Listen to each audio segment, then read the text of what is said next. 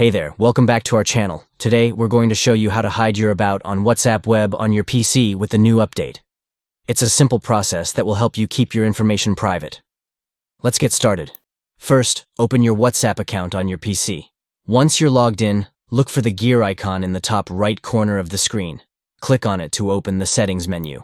Next, click on Privacy, then select About from the options. This is where you can control who can see your About information. Now, you'll see three options: Everyone, My Contacts, and Nobody. To hide your About from everyone, choose Nobody. This way, only you will be able to see your About information. And that's it. Your About information is now hidden from others on WhatsApp web. Remember, it's important to keep your personal information secure, especially in online platforms like WhatsApp. By following these simple steps, you can protect your privacy and control who can see your information.